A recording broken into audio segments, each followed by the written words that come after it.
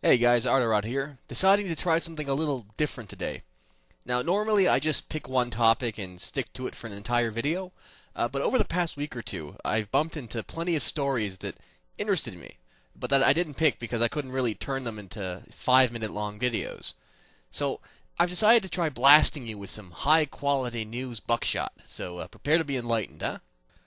First of all, tying this into the airport security theme of the last video, I've decided to assure everyone that the fine people who protect our planes, and of course ourselves, aren't doomed to failure. On a regular basis, anyway. Oh no, I mean, a recent report has in fact highlighted the illicit contraband and dangerous weapons successfully isolated so far this year, so let's take a look at it. Let's see. Nail files, Q-tips with the cotton pulled off. Oh, wait, no, sorry. That's my gag reel. Okay, here we go. 821 firearms, nearly 700 of which were loaded. One fella tried to disassemble his gun and hide the pieces in stuffed animals to get it past security. There have also been high explosive grenades, a blasting cap, an explosive cannonball, a flask filled with black powder, a fucking grenade launcher, and a chainsaw. And the chainsaw was fueled. So let's at least take solace in the knowledge that today's terrorists and mad gunmen are getting a lot dumber. Which is fortunate, since the JFK airport incident proved that masterminds would annihilate us all. Next, I'd like to present our runner-up in the Stupid Shit That Endangers Our Kids contest, which came in a close second behind the Aquadots. I present the Bumbo Infant Floor Seat. It's a seat for infants that goes on the floor.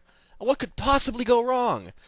Well, how about the fact that the seat apparently is easier to get out of than a pair of cheese handcuffs, which means that plenty of wee little lads and lasses who do not respond well to being cooped up in a chair while there are things to drool on will squirm, struggle, and slip out of the chair.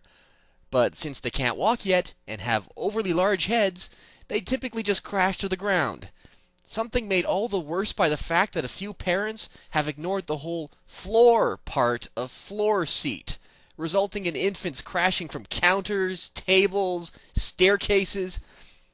Look, you remember when the Wii came out and television screens all across the world were shattering because there was no way to just hold on to the stupid thing? Well, these are skulls. So the seats are being recalled now, and those really determined to keep them can pick up, free of charge, an attachment that actually gives the seat a strap to keep the kid in. My God, what will they think of next? Still, infant skulls weren't the only things shattering recently, as the dreams of a children's BC soccer team were similarly destroyed when they were banned from a tournament hosted by the Indo-Canadian Tournaments Association and the United Summer Soccer League. Why?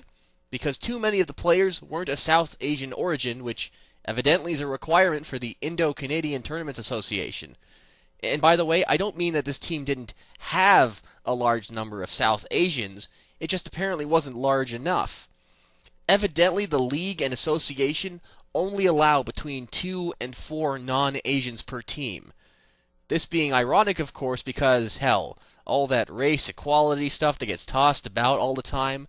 I mean, just imagine the uproar if this had been happening the other way around.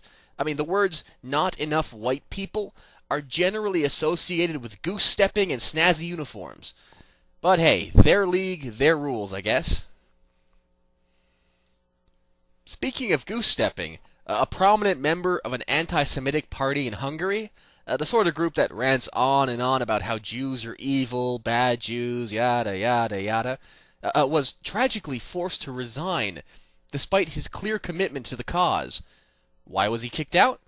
He admitted he was part Jew. That's right, a member of an anti-Semitic Hungarian party getting booted from the political race because it turns out that he's part of the sociological race the party and himself were snarling about in the first place. Still, you have to keep in mind that this is a man's entire livelihood lost. I mean, his allies have all but betrayed him. So, to this poor soul, I'd like to say, heart to heart, you dumb asshole. Finally, let's end this on a positive note.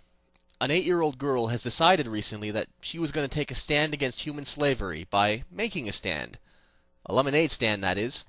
Young Vivian Harr has spearheaded an effort, with the aid of her family, to put together both a genuine lemonade stand and an online fundraising effort. All proceeds to be donated to the organization Not for Sale. Now, the target goal is a staggering $150,000, and though they're still a long way away, the campaign has thus far raised many thousands of dollars, with a couple weeks still to go in their timeline. So I'm encouraging everyone who sees this to spread the word to everyone who will listen and everyone who won't. Facebook, Twitter, cardboard signs on street corners, get the message out. You can find the fundraiser's website at makestandlemonade.com, complete with blog entries, pictures, and quirky humor galore. Alright guys, this is ArtOrAut, hoping you enjoyed this sudden onslaught of nonsensical news. I'll likely release more of these in the future, whenever enough interesting but limited topics spring up. They'll be given ascending numerical titles, so at least the ones who hated it can avoid future installments. In fact, if any of you stumble on quirky or inspirational articles or stories you would like to share, I encourage you to send them to me, where they'll be added to the proverbial pile and possibly even used in the future. Now, everyone take care, and yet again, just go check out that website.